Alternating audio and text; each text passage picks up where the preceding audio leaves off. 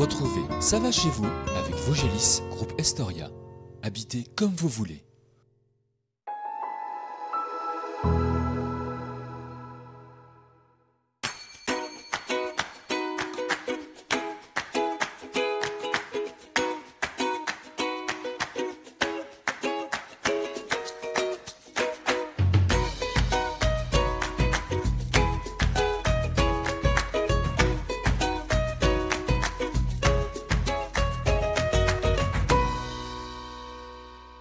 Nous vous emmenons non loin de Bruyères cette semaine découvrir un village d'un peu moins de 750 habitants, direction Grandvillers. La commune qui compte encore une école peut également s'appuyer sur son tissu associatif pour apporter du dynamisme. Focus aujourd'hui sur la résidence d'Yvette, une initiative de Pascaline André qui permet à des seniors de ne pas vivre seuls. En fin d'émission, nous nous arrêterons à l'épicerie La Grantelle, créée en 2019. Ce lieu, porté par une association, est né de la volonté d'habitants désespérés face à l'absence de commerce, notamment d'une boulangerie. Aujourd'hui, cette épicerie est un véritable lieu de vie. Nous en parlerons avec Catherine Struckbart, la présidente. Mais pour débuter, Charles Schlerchter, nous sommes avec vous. Vous êtes le maire de ce village, 3e mandat. Oui. Mais vous êtes impliqué depuis plus longtemps dans la vie de cette commune. Précédemment, j'avais fait un mandat de conseiller municipal. Et ensuite, j'ai pris un mandat de premier adjoint. Et puis 3 mandats de maire. Ça s'est fait progressivement, ça s'est fait progressivement. Bon, je pense que c'est bien comme parcours pour apprendre parce qu'il y a une multitude de pièges, entre guillemets. Le but de nos villages ruraux, et ça j'y tiens, même si je viens de la ville, je tiens vraiment au village rural. Et donc c'est quand même bien d'être très très proche de ses administrés, je pense. Donc c'est ce que j'essaye de faire au mieux que je peux. Quels sont les atouts de cette commune de Grandvillers ? Les atouts, on a quand même quelques équipements. C'est un village quand même qui est très calme, qui n'est pas très loin d'Épinal, pas très loin de Saint-Dié. On est assez central. Et on est au calme. Et on est au calme, surtout. Donc on le dit, un peu moins de 750 habitants au dernier recensement. Oui. Et encore une école. Vous parlez de l'importance de la ruralité. Les écoles en ruralité, c'est important aussi. Oui, c'est très très important, enfin, à mes yeux et aux yeux de mon conseil municipal. Alors on est en RPI avec la commune de Sainte-Hélène, qui n'est pas sur la même communauté de communes que nous. Mais on est en RPI qui avait été créé il y a déjà de nombreuses années, avant que j'arrive même. On avait eu la chance d'ouvrir une classe il y a une dizaine d'années. On nous a fermé un poste il y a 2 ans. Donc on avait rapatrié une classe de Sainte-Hélène sur Grandvillers, ce qui fait qu'il y a 3 classes ici, 60 élèves environ.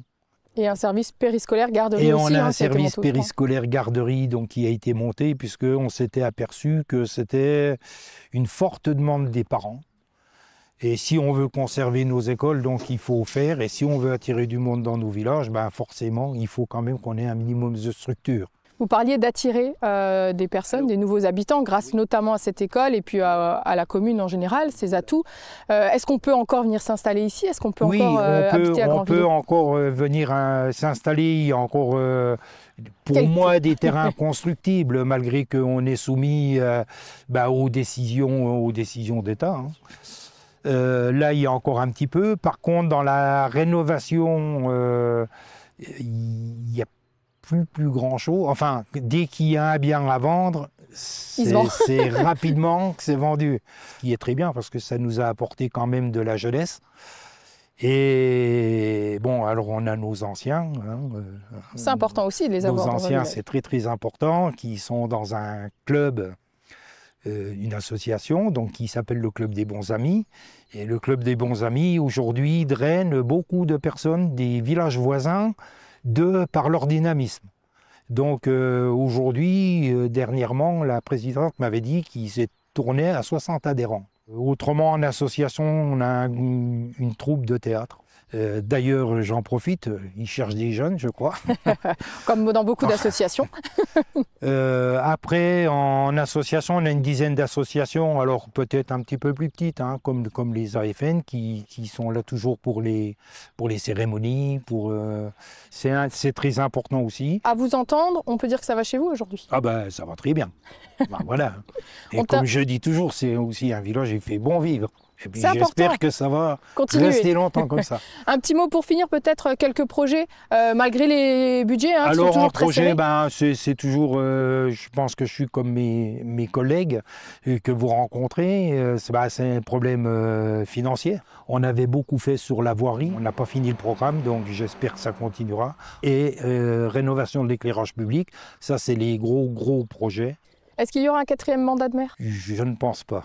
Eh bien écoutez, merci en tout cas Charles pour votre investissement et votre accueil aujourd'hui. Nous partons maintenant rencontrer Pascaline André à la résidence d'Yvette. Une alternative à l'EHPAD, c'est ce qu'ont créé Pascaline et Franck André, une ancienne maison de village transformée et adaptée pour les besoins de personnes âgées. La colocation pour les seniors permet de rompre l'isolement. On en parle avec la propriétaire des lieux. Pascaline, merci de nous accueillir à la résidence d'Yvette. Alors nous sommes au milieu de matinée au moment où on enregistre cette émission. Comment ça se passe la vie ici à la résidence? C'est du bon sens, chacun se lève comme bon leur semble et quand elles sont prêtes, elles viennent me retrouver à la cuisine pour préparer le repas du midi, du soir, faire les tâches du quotidien, voilà. Elles font le repas du midi et du soir dans les parties communes. Et par contre, pour le petit déjeuner, c'est important de respecter le rythme de chacun. Il y a des lève-tôt, il y a des lève-tard. Et donc, elles peuvent soit déjeuner dans les parties privatives ou soit dans les parties communes, comme bon leur semble. Et puis l'après-midi, soit elles ont leurs activités, soit je leur propose des activités. Pourquoi vous avez choisi d'implanter cette résidence ici, particulièrement donc à Grandvillers? Alors, c'est à côté de votre domicile, c'est peut-être ce qui a fait ça aussi, tout simplement. C'est tout à fait ça. En fait, si vous voulez, Yvette habitait cette maison. C'était une personne âgée quand nous, on a acheté notre maison à côté. Et quand elle est décédée, mon mari et moi, on s'est vraiment posé la question comment nous, on aimerait bien vieillir, comment nos parents aimeraient bien vieillir. Et du coup, on a associé nos deux savoir-faire. Mon mari est du bâtiment et moi dans le social. Et mon mari a mis 3 ans à faire la maison. Et puis après, la résidence a été créée. Voilà. Donc ça fait 6 ans maintenant qu'elle Oui, est tout à créée, fait. Oui. qu'il y a eu plusieurs résidents, quelques-uns qui sont là depuis quasiment le début. Tout à fait. On sent que ça plaît, on va en reparler, mais on parle de cette résidence comme une alternative à l'EHPAD, très clairement. Ici, on se sent plus chez soi, c'est un autre environnement. On ne cherche pas la même chose quand on vient ici ou quand on vient dans un EHPAD. Exactement. C'est pas un EHPAD, c'est vraiment une alternative entre le domicile et la maison de retraite. C'est vraiment de la colocation pour seniors avec des services mutualisés. Objectif, favoriser l'autonomie tout en assurant une certaine sécurité? Tout à fait. C'est pour des personnes qui sont semi-autonomes, donc je les aide, mais je fais jamais rien sans elles. Voilà. Et il y a quand même les soins, comment ça se passe? Elles continuent à garder leurs médecins, leurs infirmières, des choses comme ça? Oui, alors soit elles ont déjà leurs médecins, leurs infirmières, ou soit moi je me suis créé un panel de professionnels, aussi bien sur le monde associatif que milieu médical. Et heureusement qu'on a des personnes qui viennent encore à domicile et donc du coup elles peuvent en bénéficier. Elles choisissent les personnes qu'elles veulent, aussi bien pour le kiné, le podologue, les infirmières, les aides à la toilette, les associations pour les activités extérieures, les associations qui viennent à la résidence. Elles sont libres de leur choix. Après, moi, je leur propose et elles font comme bon leur semble. Voilà. Est-ce que vous pensez que ce modèle peut, dans les années à venir, remplacer complètement les EHPAD? Je ne pense pas, parce qu'il faut des EHPAD. Pour des personnes qui ont besoin de soins supplémentaires, qui ont besoin de... Voilà, combien de fois je leur dis, la résidence a des limites aussi. C'est vraiment pour des personnes semi-autonomes. Dès qu'il y a une dépendance ou une démence, c'est les mettre en danger qu'elles restent ici. Donc on les accompagne le plus longtemps possible et quand on voit que c'est plus forcément adapté, on travaille avec la famille, avec le résident, on les accompagne. Combien de résidentes actuellement? 3? 3 résidentes. C'est le maximum de toute façon? Oui, tout à fait. Bon, après, on a le projet d'agrandir et d'ouvrir sur 2 résidents supplémentaires. Mais pour ça, il faut qu'on ait un petit coup de pouce des aides financières. Parce que malheureusement, depuis le Covid, les matériaux ont vraiment flambé, voilà, tout à fait. Et donc là, c'est plus possible et on n'arriverait pas à arriver au même tarif. Nous, ce qu'on veut, c'est montrer qu'on peut vivre le plus longtemps possible en campagne et à moindre coût. Voilà. Et on aimerait bien faire le même principe pour les 2 résidents qui pourraient venir par la suite. Il y a des demandes, justement? Oui. Donc là, en ce moment, j'ai pas mal de demandes. Et donc, je les invite à s'inscrire sur une liste d'attente. Et puis quand l'occasion se présentera, je les contacterai. Merci beaucoup, Pascaline. Bonne continuation à vous à la résidence d'Yvette. Nous partons maintenant à l'épicerie du village découvrir la Grand L. C'est une initiative née en 2019. L'épicerie La Grantelle répondait à une attente des habitants. Aujourd'hui, pain et produits locaux sont vendus par des bénévoles et 2 salariés. Catherine, merci de nous accueillir. Alors, on est devant La Grantelle. Vous êtes la présidente de cette association. Tout à fait, oui, 2019, la création, et je l'ai dit dans le sommaire tout à l'heure, les habitants étaient en quelque sorte désespérés de ne plus avoir de commerce, de boulangerie. C'était quoi le point de départ? Oui, tout à fait. Oui, c'était plus de boulangerie, plus de livraison de pain par le boulanger d'à côté. Et donc, on s'est dit, on ne peut pas laisser ça comme ça. Voilà. C'était vraiment pas possible. Donc, on est parti sur l'idée de vendre du pain, des viennoiseries, mais en fait, on s'est aperçu très vite qu'il ne fallait pas qu'on se cantonne à ça. Donc, on s'est dit, allez, on part pour une épicerie. Il y a eu une implication des habitants. Oui. Vraiment, on a senti que le projet était soutenu. Ah oui, complètement, parce qu'on a fait une réunion préparatoire avec les habitants, où on a eu quand même, je ne sais plus, 60, 70 habitants qui étaient là. Et puis, on a lancé un appel à cotisation parce qu'on partait sans un sou en poche. Donc là, on a été très bien reçus. Et puis, on avait fait aussi une petite enquête pour savoir ce que attendaient les gens, quoi. Voilà. Et donc, vraiment, ça a très, très bien marché dès le départ. Une bonne implication. Ça correspondait vraiment à un besoin. C'est ça, une attente vraiment des habitants. Oui, complètement. Donc là, ça fait 6 ans. Ça va faire 6 ans au mois de juillet, oui, qu'on a ouvert. L'engouement est toujours le même?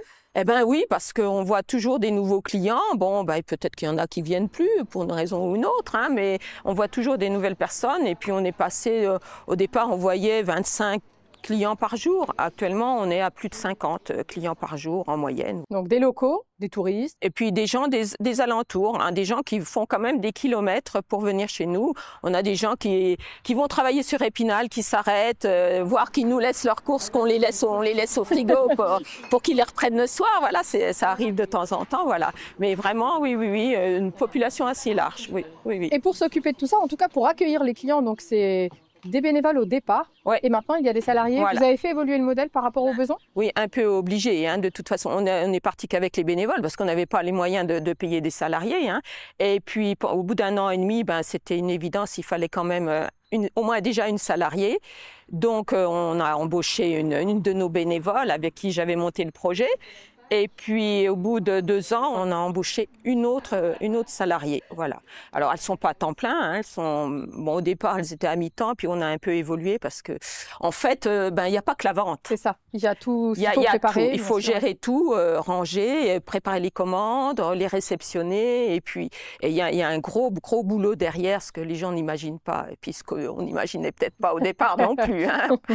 Alors, une grande place pour les produits locaux, bien évidemment. Oui. C'était l'objectif dès le départ. Oui. C'était important pour vous de vous focaliser là-dessus? Oui, tout à fait, parce que c'est important. On a beaucoup de bons producteurs sur le secteur et ça les aide à vivre, quoi. Et c'est important à l'heure actuelle qu'on soutienne notre agriculture et puis tous nos artisans, surtout qu'ils font des très bonnes choses à des prix très raisonnables. Donc voilà, c'était évident. Bon, alors il y a des choses qu'on ne peut pas avoir. Le riz, il ne pousse pas dans les Vosges, donc voilà. Donc faut qu'on aille le chercher ailleurs, mais on a trouvé un fournisseur en Alsace qui fait des produits bio. Alors, on ne fait pas de vrac, mais lui, il nous fournit des bocaux consignés. Donc, on marche beaucoup avec les consignes.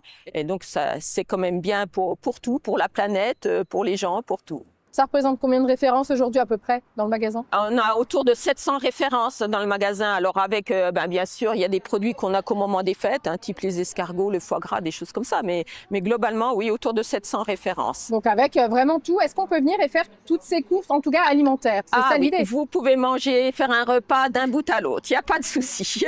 C'est devenu ce lieu, un véritable lieu de vie, d'échange ici dans le village? Oui, complètement. Oui. Les gens, ils se rencontrent ici. Donc en été, là, on va bientôt les sortir, on va mettre nos tables avec les chaises, ils peuvent s'asseoir, boire un café, boire un jus de fruits éventuellement, ou simplement lire le journal, voilà, et puis papoter. Et pour compléter encore ce cœur du village, il y a une envie aussi de l'association d'officialiser ou en tout cas d'avoir un bar café, c'est ça? Voilà, un petit café, un petit bar où les gens pourraient s'asseoir parce que actuellement on n'a pas le droit de leur servir d'alcool. Enfin, ce serait jamais des alcools forts, mais une bière ou manger un petit verre de vin, voilà. Donc ça, pour l'instant, on n'a pas la licence, donc on espère, vu l'évolution de la réglementation, peut-être qu'un jour, on croise les doigts. Les salariés ont fait les formations nécessaires. Nous, on est prêts. il nous manque voilà, cette licence. Voilà. Mais on a bon espoir. Affaire à suivre, on suivra ça de près. En tout cas, merci beaucoup Catherine merci pour votre accueil. à vous. Notre Merci émission à beaucoup. nous est terminée pour aujourd'hui. Moi, je vous donne rendez-vous la semaine prochaine. D'ici là, je vous souhaite une très belle semaine sur Vosges Télé. À bientôt.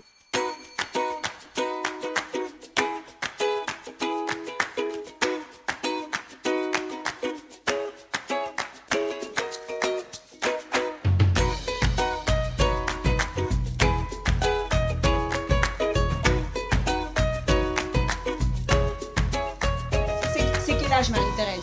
Elle a pas entendu. 90 ans. Ah oui. Vous allez avoir 90 ans? Bah, vendredi. C'était Ça va chez vous avec Vosgelis, groupe Estoria, habitez comme vous voulez.